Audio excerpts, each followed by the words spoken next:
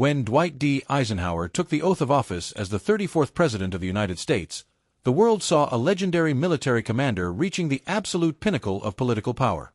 But standing just inches away from him was a woman whose life was about to be completely rewritten by the crushing weight of the presidency.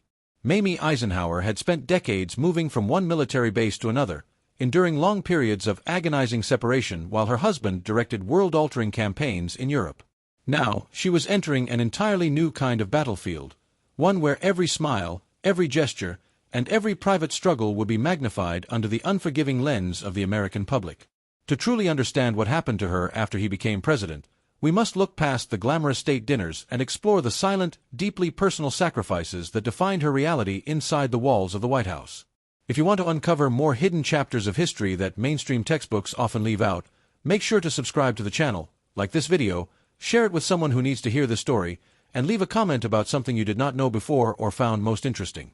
The transition into the role of First Lady was not merely a change of address for Mamie, but a profound transformation of her daily existence that altered her health and emotional well-being. The public facade of the Eisenhower administration was built on an image of perfect, wholesome American stability, yet behind closed doors, Mamie was fighting a debilitating medical condition that threatened to derail her public duties. She suffered from an inner ear disorder known as Meniere's disease, which caused severe bouts of vertigo, dizziness, and sudden loss of balance that made walking in public an absolute nightmare.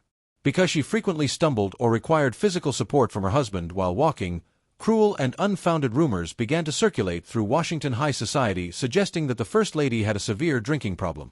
This baseless gossip deeply wounded Mamie, forcing her to retreat even further into the private quarters of the executive mansion to avoid the judgmental eyes of political enemies and journalists.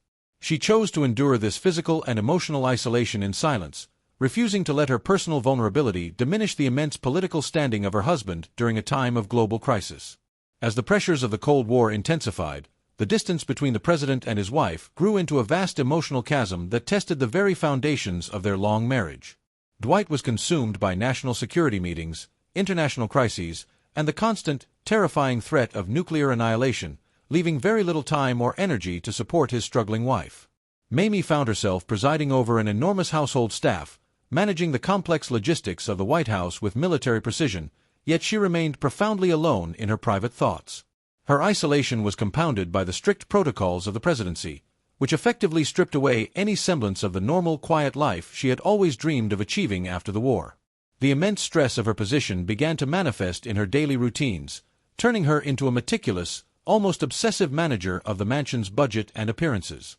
She memorized the faces and duties of every single staff member, demanding absolute perfection because she knew that any domestic failure would reflect poorly on her husband's leadership. This intense focus on external order became her psychological defense mechanism against the chaotic, uncontrollable forces that were swirling around her marriage. Despite her internal battles, Mamie managed to revolutionize the cultural expectations of a First Lady, leaving a distinct and lasting mark on the social fabric of the 1950s. She single-handedly popularized the color pink across the entire nation, transforming it into a symbol of post-war feminine resilience and domestic pride that resonated with millions of everyday American women.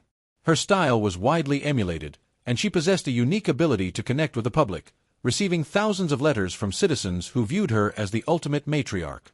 Yet, this public adulation was a double-edged sword, as it required her to constantly perform the role of the happy, carefree housewife while hiding her intense physical pain. She spent large portions of her mornings conducting business directly from her bed, answering correspondence and planning elaborate state functions while conserving her limited physical energy for the evening. This unconventional method of working was not a sign of laziness, but a calculated, desperate strategy to combat the relentless vertigo that threatened to collapse her body. She sacrificed her own physical comfort daily to ensure that the social prestige of the American presidency remained completely flawless. The true test of Mamie's emotional resilience came when Dwight suffered a massive, life-threatening heart attack in September of 1955 while vacationing in Denver, Colorado. The news sent shockwaves through the global political landscape, plunging the United States government into a state of panic and leaving the fate of the nation hanging in the balance. In that moment of supreme crisis, Mamie instantly dropped the role of the submissive political wife and took complete control of her husband's immediate environment and medical recovery. She barred political advisors, journalists, and even high-ranking cabinet officials from entering the hospital room, fiercely protecting the president from the immense stress of his official duties. For weeks, she remained by his side, making critical decisions regarding his workload and carefully monitoring his diet, rest, and emotional state with unwavering devotion. This pivot from a vulnerable, rumored-about spouse to a fierce protector of the commander-in-chief surprised many in Washington who had previously underestimated her strength. It is exactly at this midpoint of our journey into the past that we must remember how crucial these stories are, so please subscribe to the channel, like the video, share it with someone who needs to hear the story, and leave a comment about what surprised you most. Her protective vigilance paid off, and against all medical odds, Dwight recovered sufficiently to return to the Capitol and eventually win a second landslide presidential term in 1956. However, this second term brought even greater challenges for Mamie, as the civil rights movement and escalating international conflicts pushed her husband to his absolute psychological limits. The White House became a fortress of tension, and Mamie watched helplessly as the presidency rapidly aged the man she loved, carving deep lines of exhaustion into his face.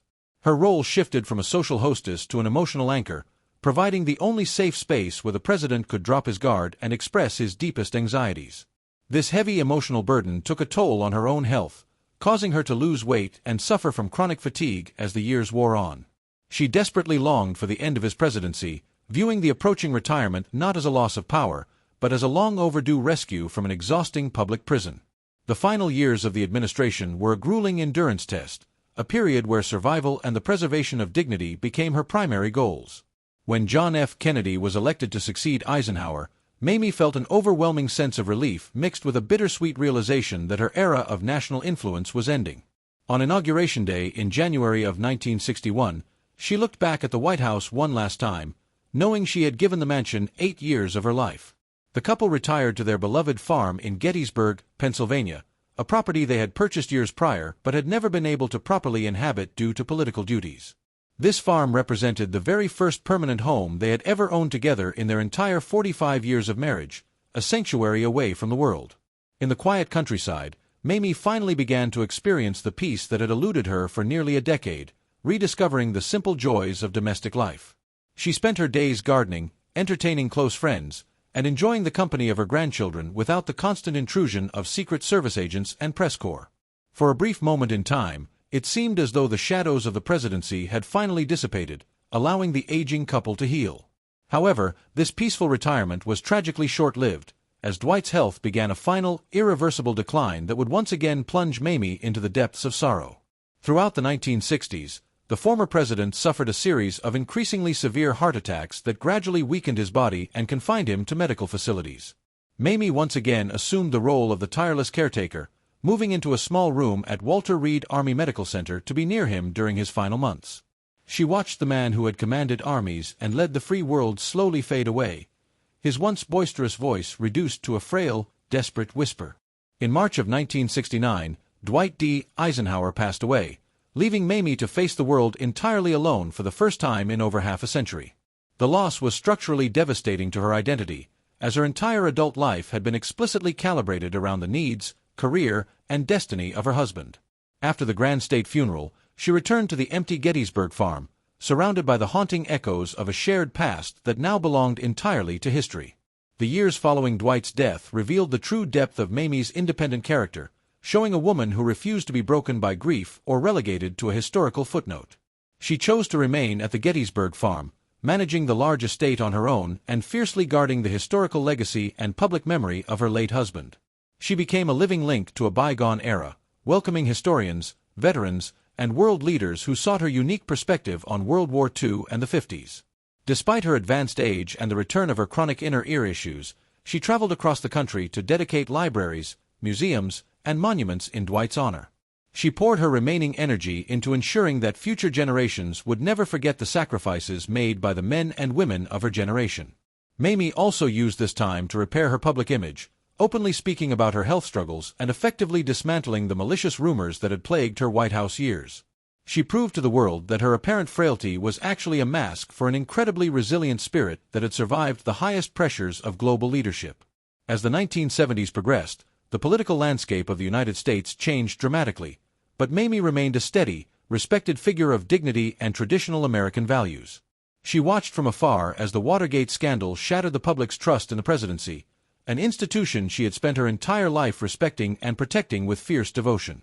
This cultural shift saddened her deeply, making her hold on to the memories of her husband's presidency with an even greater sense of reverence and protective urgency. She continued to receive a massive volume of mail from ordinary citizens who longed for the perceived simplicity and honor of the Eisenhower years, viewing her as a comfort. Mamie took the time to personally read many of these letters, finding immense solace in the fact that the public still held her family in such high regard.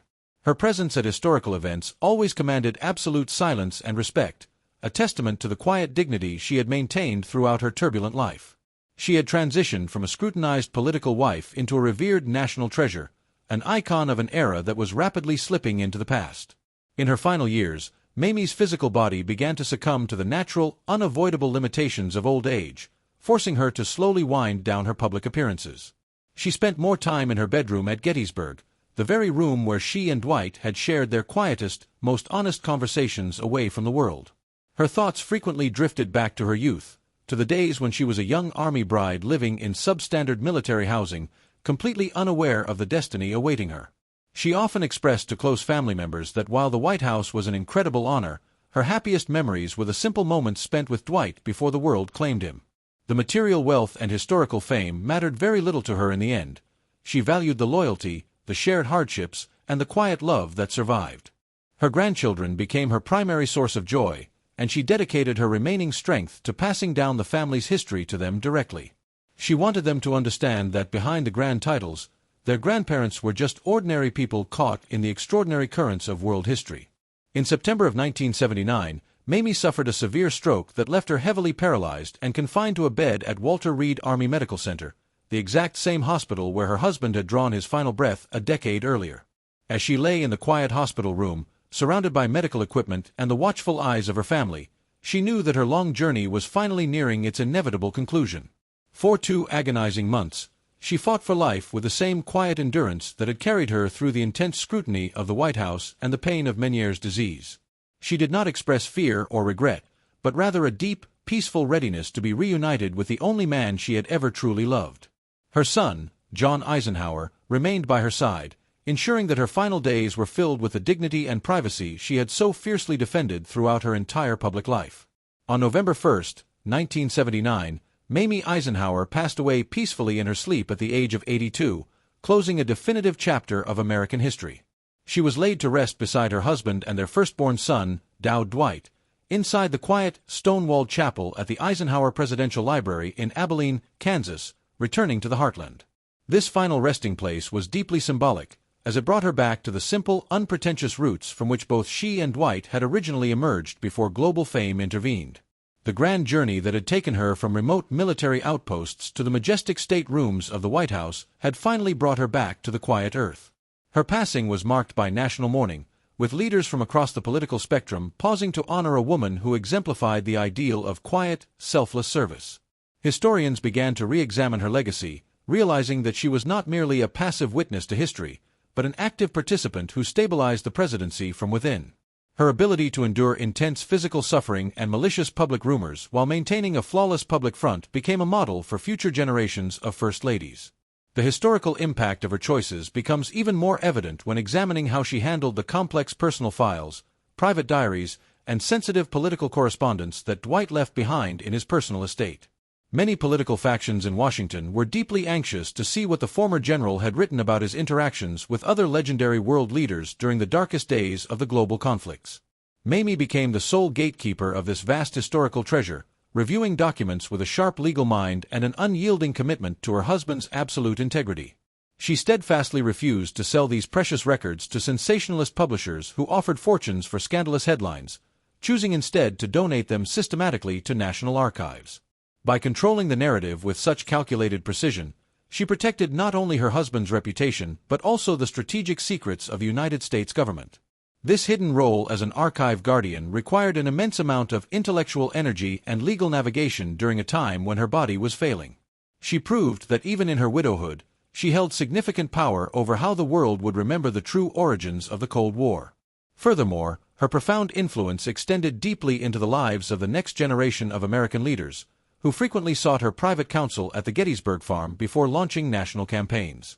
She developed a remarkably close maternal relationship with future President Richard Nixon, who had served as Dwight's loyal vice president for 8 turbulent years in the executive mansion. Mamie provided Nixon with a crucial emotional connection to the golden era of the Eisenhower administration, helping him navigate his own complex relationship with the American voting public. She understood the unique, isolating pressure of global leadership better than almost anyone alive, and her living room became a safe haven for exhausted politicians seeking genuine honesty.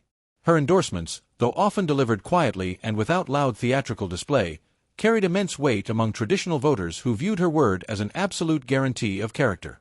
She used this quiet political capital to maintain a steady balance of power in Washington, ensuring that her husband's foundational principles survived long after his death. This active involvement behind the scenes challenges the historical stereotype of Mamie as a detached housewife who cared only about domestic decorations and fashion trends. To understand the full scope of her personal sacrifice, we must also confront the profound tragedy that haunted her maternal heart from the very early days of her marriage to the military commander. Long before the world knew the name Eisenhower, the young couple suffered the devastating loss of their firstborn son, Dwight, who tragically died of scarlet fever at the tender age of 3. This early trauma created a permanent scar on Mamie's psyche, an unspoken sorrow that she carried with her through every single military promotion and presidential state dinner. The relentless demands of public life never allowed her the proper time or space to openly mourn her lost child, forcing her to bury the grief deep within her soul. Visitors to the White House never realized that her intense affection for the nation's children was rooted in the painful memory of the little boy she could never raise to adulthood. She channeled this lifelong heartbreak into her extensive philanthropic work, silently donating large sums of money to children's hospitals and military orphanages across the United States. This hidden layer of emotional pain adds a deeply moving dimension to her public persona, revealing that her iconic smile was forged in the fires of personal tragedy. Her unique relationship with the ordinary soldiers who fought under her husband's command during World War II also defined the profound respect she received throughout her entire adult life. During the war, while Dwight was commanding millions of troops in Europe, Mamie volunteered thousands of hours at the local Red Cross, sorting mail and comfort packages for the front line. She personally answered letters from terrified mothers and wives, offering them words of hope and sharing the exact same anxieties she felt as a lonely military spouse. When these soldiers returned home as veterans, they never forgot the kindness of the general's wife, treating her with a unique form of chivalrous reverence whenever she appeared in public. She viewed the American veteran community as her extended family, frequently breaking official White House protocol to personally greet wounded soldiers who came to visit Washington. This deep, authentic connection to the grassroots of America gave her a moral authority that no modern public relations campaign could ever artificially manufacture or replicate. Her status as the ultimate Army wife earned her the permanent loyalty of millions of citizens who saw her as one of their own. The story of what happened to Eisenhower's wife after he became president is ultimately a profound narrative of silent sacrifice, enduring love, and a strength that outlasted the pressures of power. It serves as a stark, powerful reminder that the individuals who occupy the highest offices in the world are human beings who pay a tremendous personal price for their service. Mamie Eisenhower carried the burdens of her husband's destiny with a grace that shielded the nation from her private pain, choosing duty over personal comfort at every turn. Her life teaches us that true power does not always manifest in loud speeches or military commands, but often resides in the quiet resilience of the human heart. As we look back at the iconic photographs of her smiling in her signature pink dresses, we can now see the profound depth of character that lay just beneath the surface. Her legacy is etched forever into the stones of Gettysburg and the history of the nation she helped guide through one of its most dangerous eras. The hidden struggles of historical figures remind us that every major public triumph is built upon a foundation of deeply personal, unseen human costs that shape our world today. To continue exploring these compelling historical narratives and to ensure you never miss another deep dive into the lives of those who shaped our past, please take a moment to subscribe to the channel, like this video, share it with someone who needs to hear this story, and leave a comment down below sharing the specific detail that you found most interesting or a part of Mamie's journey you never knew about until today. Your engagement helps bring these forgotten stories of human resilience back into the light where they truly belong. Thank you for watching, and remember that history is not just a collection of dates and names, but a rich tapestry of real human lives, silent sacrifices, and enduring legacies that continue to whisper to us across the generations.